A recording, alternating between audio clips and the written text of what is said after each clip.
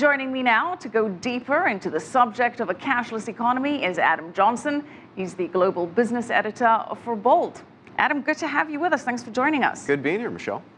So, Adam, many are calling for the end of these high denomination bills, one of them being former Treasury Secretary Larry Summers. He did.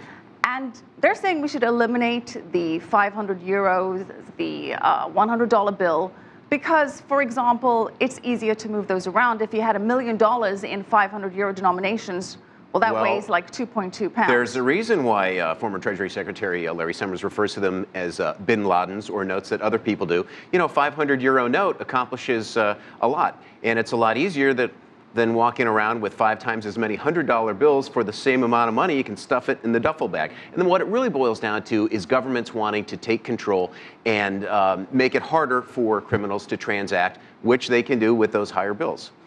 So do you think this is actually going to be executed? No. No. No. This is absolutely just talk not. at this stage? What you have to realize is that only 10% of the M2 money supply, both in the US and in Europe, is in bills. All right, so we're practically already cashless. You remove that 10%, what you're actually doing is removing the oil that greases the wheels.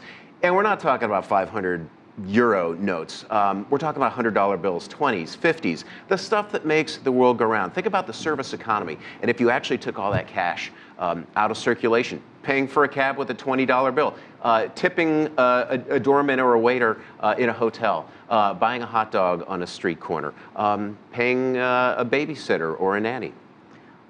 Well, as we've seen from the little clip ahead of this segment, very few people do carry cash in their wallets. I, for one, maybe have 20 bucks on me. Maybe I've got 20 bucks. Do you remember the blackout in New York City when you couldn't go to an ATM and get cash? Then what do? Well, and that's the problem. It's always a good idea to have some perhaps stashed under your mattress. But with credit cards, with Samsung Pay, with PayPal, with Apple Pay, are we not already on the road to a cashless society? How long before it really becomes the majority mode of transaction? Well, it already is. That's why I said 90% of the M2 money supply is already cashless.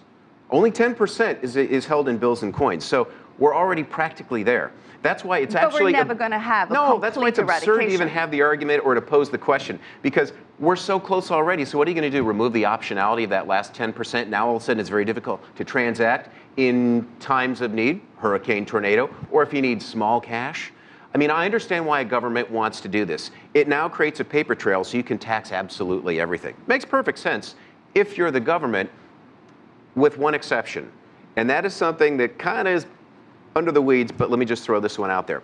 If you're government and you got to pay for your purchasing, and we know the US government runs at a deficit, you can actually print more dollars. Long term, that's inflationary, but you can print dollars as an alternative to issuing bonds. So you're actually tying your hands if you're the government and you're not issuing cash. Well, you're saying that this is ridiculous, but a lot of people are saying that there is a conscious movement out there to eradicate cash entirely. But Adam, there's a difference between choosing not to carry cash, like I do, and being foolishly, I might add, perhaps, and being, at least you won't get mugged in Times Square, but and being forced not to have any cash. Doesn't cash allow you anonymity? Isn't it an infringement on your rights to privacy? Thank you. If you ban cash? Yes, 100%. I am with you. Believe me, I think the notion of removing cash altogether is absurd. And by the way, here's another unintended consequence. So if you put your money in a bank, it's insured by the FDIC up to $100,000. Okay? If you're not allowed to hold cash, if you have to be cashless, you have to put your money into the bank. What if that bank goes under? And let's say you had $150,000 deposited in that bank. You're only insured for $100,000, all right? If you hold the cash, you are insured by the full faith and credit of the United States. So getting rid of cash actually transfers risk from the government to the individual. Not good. But you know, Adam, with all of our finances being practically digital right now, right?